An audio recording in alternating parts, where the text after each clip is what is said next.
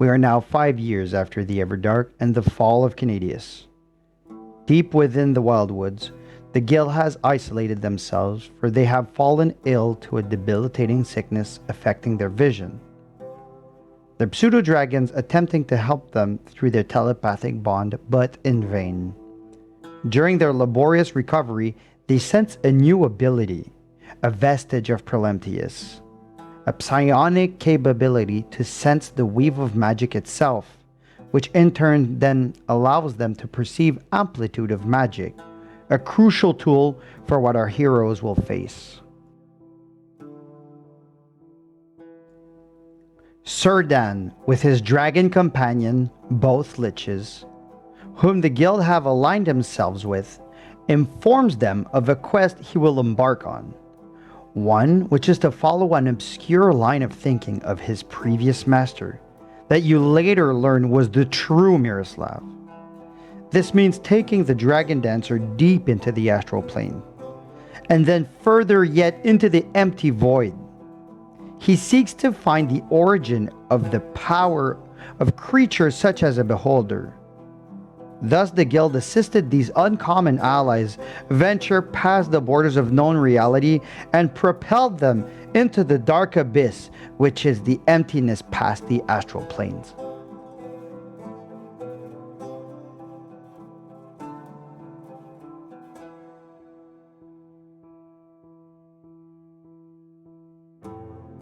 A full decade has passed since the guild's first adventure.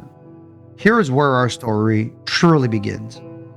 Paladins of the Blood Oath going about their routine security rounds near the Founder's Citadel, an ancient construction that cannot be entered, and when examined with arcane means, seems to indicate vastness much greater than its physical footprint. This time, they find a dead colorless dragonborn. A most particular and unsettling discovery that disturbs all of the representatives of each city within Draleigh, which is named the Conclave. These elected officials realize that their newly forged alliance best use caution, so they secretly requested that the guild venture out forth past the known borders to explore and assess any potential threat that can be posed to Draleigh. Understand what happened to the band of deranged colorless dragonborn, and lastly find Thanalin, a Durgar dwarf leader of Vidonia who has mysteriously chosen to abdicate his position from the Conclave after an ambiguous incident in the Cantor Foothills. Thus the journey begins. Travel abroad guided by their psionic ability towards unknown weights upon the weave. Their first stop will be in a small wooded city called Thornwall. Here they will meet with its leader, Priam Steelslayer, and we will learn of corruption within Guildmasters of Draleigh, and more specifically within its capital, Elysium. Furthermore, they meet a monumental figure, Kara's stepbrother Larkin, but under the guise of Carlson, broken both of body and mind, scars left behind from Canadius' torture, and wearing a Duralium pendant in shards that has been obviously damaged to break its wearer. The guild chose to leave him with the safety of Priam's caring eye. After which, they would venture deep within the Silver Spine and meet with a kind and curious furball community that, after becoming comfortable with our heroes, informs them of a powerful recluse mage far in the western marshes. There, they traveled and would find where the true Miroslav lived, but unfortunately is there no more. While investigated his destroyed dwelling, they find the ancient sorcerer's diary. However, being written in the ancient script, time would be needed to decipher this newly learned language. Venturing north back through the Silver Spine, they come across a curious group of traveling traders, guided by a tabaxi named Darrow. Not much is gained, except for a few magical items, but unbeknownst to our heroes, this easy group of merchants would become pivotal later. Far north, where the cold is almost unbearable, they come to a sheltered city nestled within a hollow in the barren landscape, which they learned is named Neverwinter. Living away from civilization, guardians of the Wintervale's threat, Tiefling and Goliath here live with the most literal code of honor possible. They meet and befriend a roguish Tiefling called Amaya, who introduces them to a fake and illegal version of the Kingstones, a game reserved for sovereigns, kings, and leaders. She teaches you how to play this intricate game. Having shown honor, the city dwellers invite our crew deep underground in the frozen cavern, where they meet Kuliak, goddess of the Goliaths. She bestows upon them her blessing, which can be used later to manipulate their fate in dire situations.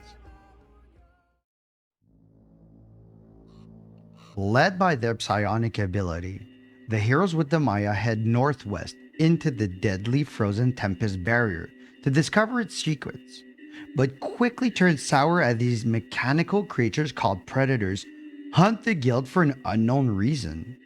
They're tiny dragon familiars with their ability to flee in combat with a minor teleport ability at the cost of severely taxing their bonded partner with exhaustion save the guild.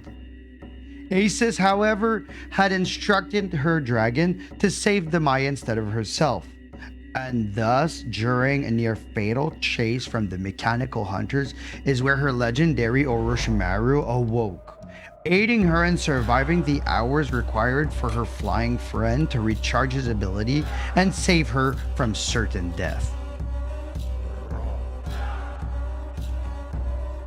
On a remote island far southwest, it took a few days for the party to recover from that messy encounter. And here they took time to observe the Leviathan's threat, which was beyond deadly for the moment. Afterward, they made their way to the Cantor Foothold town, where they attempted to find Thanalin and understand what had occurred. Lyle, a close friend of our beloved dwarf, shared with them a letter from him indicating that he was heading south to find help concerning his problem. Around this time, through Sending Stones, Kara Kulinov's sister Eva, leader of the Watchmen formerly known as the Brotherhood, contacts them. She informs the guild that it was reported to her that the predators had not relented in their hunt and were spotted moving hastily towards the Chains of Cantor, where they were now. Thus is how the heroes ended up on a tiny boat called the Pergita, traveling through Fanger's Gap and towards the Colwell Channel. On the western shores of the Colwell, they noticed an orc encampment, whereupon they hazardously made contact with its leader, Luthik, Claw of Luthik, and he invited them to go meet with one of his allies, which was Lord Decal of Daggerford.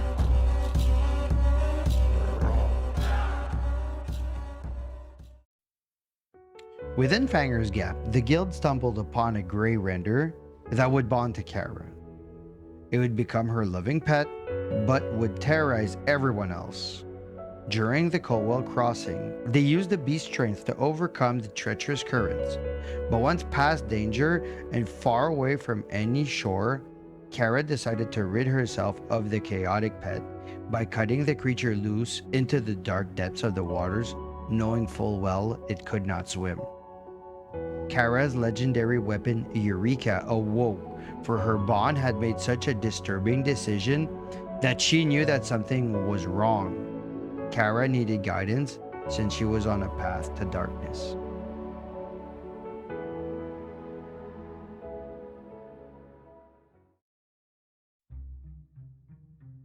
On the outskirts of Daggerford. That night at their camp, they shared their campfire with a stranger called Roran. He offered a quest to search for an lost heirloom gem up in the giant's territory, Orin's Shire. And curiously, the next morning, Roran was nowhere to be found, as though he had never actually set foot in their camp. Arriving at the main docks of Daggerford, Dovrin was immediately arrested on the grounds of being a spy for Dragra, a nation which they are at war with. You learn that magic and magical items are prohibited within the city grounds, but also learn that Lord Decal does purchase said items. This is how the guild was granted audience to the King of Daggerford.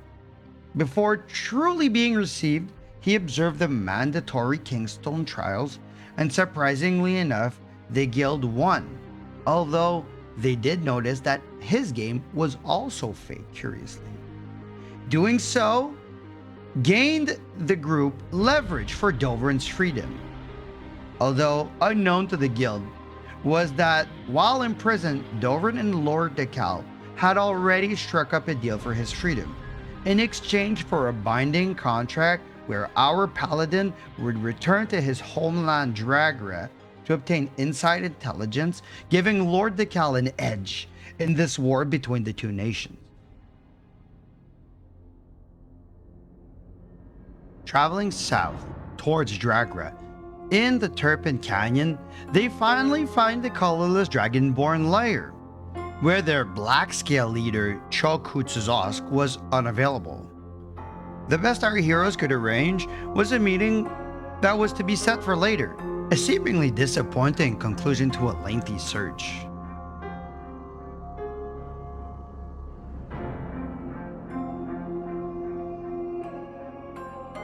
Reaching Draleigh amidst festivities, it was clear preparations for a ceremony was underway. A huge crowd gathered in a clearing, and the guild used this opportunity to blend in unnoticed, even if that meant Morthos drinking than brawling with a local.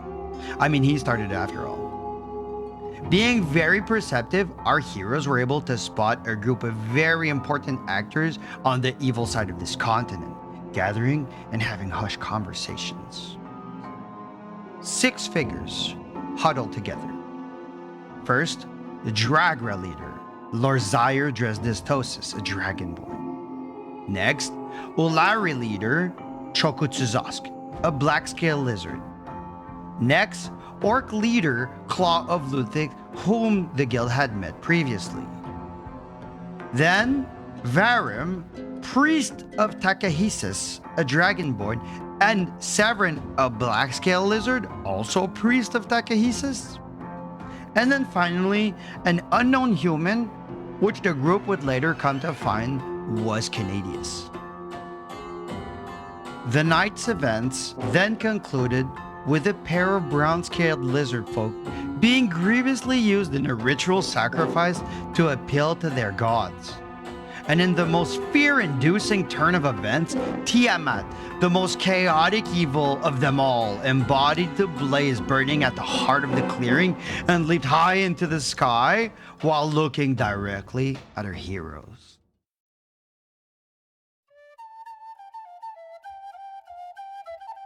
The guild then returned to Daggerford with the information found. Although it must be noted that Lord Decal grudgingly released Dovran from his binding contract, for what he brought barely met the minimum criteria set forth in said contract. Later that evening is where Kara left the group, for she was struggling with what she had done to that grey render on the Coel channel, and well also that she was carrying child. Thus, Tanga arrived, our hero's dearest friend, loyal associate, beauty reference, extremely powerful wizard, savior, basically the guild's own deity. Anyways, he then introduced them to a tabaxi called Bloodhound. He was previously with the traveling traders, but is looking for more adventure and thrill, and so the guild allowed him to join their ranks. The heroes' next stop in their travels was the most unsuccessful venture yet, where when arriving at the floating city of Erelon, they single-handedly painted themselves as miscreants and were chased away from the most magical city they had come across yet. Tildoma, High Elf, member of Erelon's White Council, would henceforth consider the guild as enemies. Being somewhat at a loss, they returned to Draleigh in hopes of gaining insight on the mysterious black-scale lizard leader called Severin. they followed him into the tomb of a long-lost mage called Didarius. A lengthy dungeon crawl ensued, which led them to come across a divination pool which, upon one sacrifice and its skill, would grant profound information on any chosen subject, and this is how the guild came to know that Canadius is the one that hired the mechanical hunters to attack them once they obtained Miroslav's diary. At the conclusion of this dungeon crawl was Severin's demise, and also ending the ritual that would allow the rebirth of Dendar, World Serpent, forgotten ancient god, destroyer of worlds.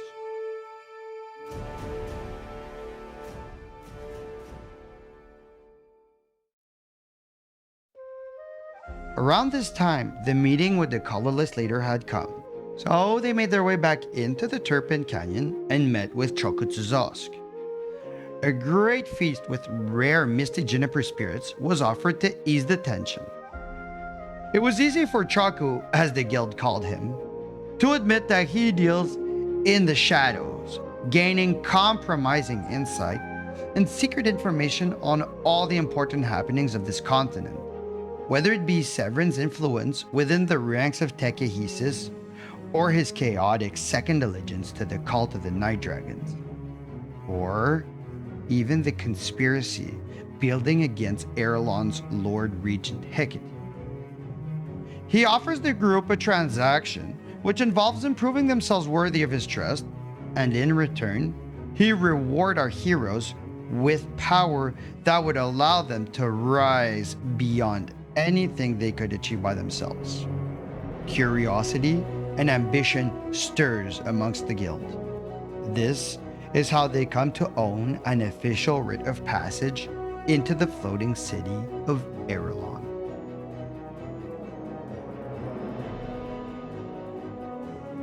Returning to Erelon with the writ of passage, Tildoma, High Elf, member of the White Council, was displeased and suspicious of how they came to own this. As instructed by Choku, they informed the belligerent elf that Lord Decal had given them this writ for his own purposes and thus could not be refused passage. They were escorted to an inn called the Manticore's Tail. The evening spent in this elegant lodge proved complicated, for the most incredulous murder occurred. And so our heroes, covered for the incompetence of the city guards in charge of surveying them, they investigated the murder. Through their interrogations, they discovered that the inn's owner, Menry, had one of his underlings poison the barmaid that had found out about their secret organization, the Zentarum. Tildoma was further alienated by the fact that the guild now had a very compromising information on him, and he too was eventually found to be in this dangerous organization. Other members of the Zentarum, seeing the guild's truthful nature, chose to make allies instead by showing proof of their claim on Hecate's corruption. The core of the floating city is where an ancient artifact lies, a mythal from long ago. This mythal is damaged and furthermore tampered with. Toriano embarks on a journey and brings our heroes deep within the mountain so they can be witness to the intrusions. But unfortunately for the Zentarum, the guild discovers the mythal is embedded with a theoretically impossible 10th level spell that keeps the city floating. Also, this arcane mythal is visibly damaged, cracked, and failing, leaking magic and losing its capability to store the spell within. Through keen use of their blessing from Kuliak, they discern that shards of Duralium, intricately placed within the cracks of the mythal, hold epic levels of time-stop spells within them, thus keeping the mythal in a perpetual time-stop dilation field that will hold at bay seemingly forever the downfall of Erelon. The sheer power involved at the heart of this mountain staggered the guild, for this is magic on the scale they didn't even know was possible. And also, if Hecate was the one intruding at the core, clearly he was saving the populace. Shortly after leaving the core, making their way down the mountain, they are greeted by other members of the White Council. Passive and peaceful, doing their due diligence, question the guild as to their true nature of visiting Ireland. But during this conversation, they were attacked by assassins. Unfortunately, one of the members of the White Council died while protecting the guild. Moment after this event, their pseudo-dragons informed their partners that an unknown person had entered the core. This is when Morthos and Acis both rushed to the core to save Irulan. Here, they met for the first time Lord Regent Hecate. He was surprised and dismayed at their presence, so they were subdued and detained for being in a place they should not have even known of. Later that day, the Lord Regent would convoke the guild, trying to understand why and how they were at the core. Here the guild would be unsettled by the eyes and the aura of this man, and also by the fact that he would not play the Kingstones, somehow not observing something they had come to expect from nobility. Also surprised by the fact that he was quite open to creating ties of alliance and trade with Draleigh. Furthermore, after being pushed, he would admit to having stabilized the core 10 years ago under a weird storm that somehow damaged the eon-old missile. When returning to the Manticore's tail, Daryl with a hooded figure was waiting for them. The traveling traders informs them that he would like to discuss with them something in private. From there, they would travel outside the city boundaries and make camp. Around the fire, the guild realized that the hooded figure was Jala, a beloved past member of the guild, but that now had metal hands. Our Tabaxi friend Daryl explains that he travels far past this world for his commerce and would like to show them how he does this. Daryl then begins to ritual cast a spell that the guild would recognize was one that was in Miroslav's journal the whole time. And thus is how they experience world traveling. Daryl brings them to a world that is destroyed and informs Bloodhound that this is his home world. Bloodhound had joined the traveling traders previously, and they brought him along whilst making sure he wouldn't be aware of the world traveling itself. Devoid of magic and any sign of life, Daryl informs them of the infinite worlds and the capability of traveling to them, and also of an organization that travels between these worlds called the Risen, and how they lead a reign of terror and oppression. Many of the members of the traveling traders are either deserters or survivors from the devastation that the Risen leave behind them. Eventually, they left the desolate landscape to return to the campfire, where Bloodhound would turn in early, where his family lived on the very ground Daryl had just brought them to. Toriano would inform the guild that the Zentarum will be holding a final meeting to decide what is to come of the conspiracy concerning Hecate.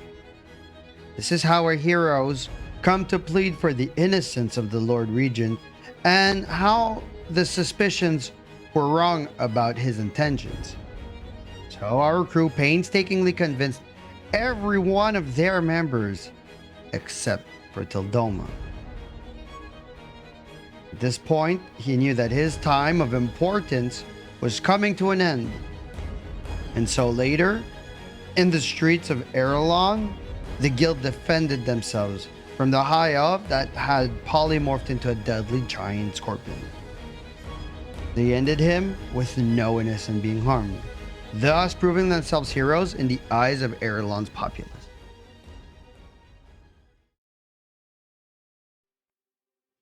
That evening, while in deep slumber, a floating orb of light called them to the top of the mountain at the Surveyor's Lookout.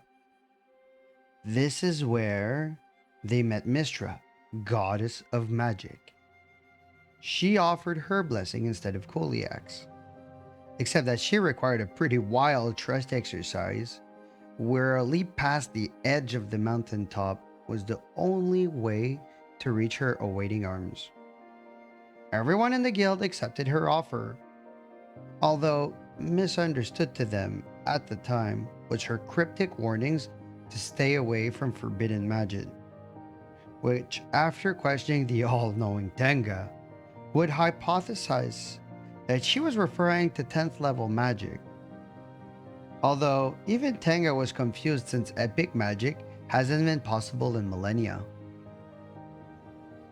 Next morning, with great pomp and ceremony, Lord Regent Hecate requested an audience with the guild, Savers of Erelon. Toriano and Lysanthier, head of the White Council, were in the room with Hecate. This is how the group learned that Lysanthier lost his post. Toriano had informed the Lord Regent of everything that had occurred the day before. Hecate then made many offers of recompense. First, he offers the guild a chance to nominate someone from Draleigh to fill an open spot in the White Council since the hierarchy has just been shuffled. Second, offers an arrowlight gem worth around 50,000 gold.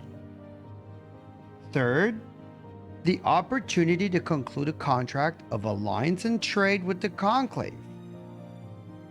Eventually, Toriano and Lysanthier are ushered out.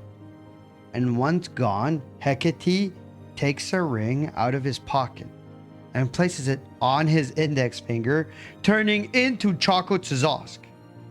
Then informs the guild that he would honor his deal he offered them in the colorless layer, and that a personal training with each member of the guild would begin shortly to learn a feat of their choice under his tutelage. During the final part of Hecate's offers came a dramatic request of help from Neverwinter. It was time to finally end the reign of terror of those incessant mechanical hunters. Using the newly learned teleport circle from Erelon and a bit of cunning use of the tools at their disposal, they arrived in Neverwinter just in time for a very tense and arduous combat that almost overwhelmed our heroes, for the Predators were indeed powerful opponents. Upon further inspection of the mangled remains, the guild realizes that within the mechanical creatures was an inscription that it can be returned to a city called Sigil and to a person called the Tinker. That will help them use traveling spells to arrive safely into Sigil, City of Intrigue. But having their hands full already, they simply just found a guide and were brought to the shop of a rogue hexadron, a mechanical creature, and there he accepted the remains of his creation, gave the guild 25,000 gold for that kind gesture. He refused to answer any question concerning who or why these creatures were after them, but he did offer that for 75,000 gold, you could hire some of your own either to protect you or to find a target of your choice. Undecided, our heroes returned to Draleigh, to what would be a time of peace, a very short time of apparent peace.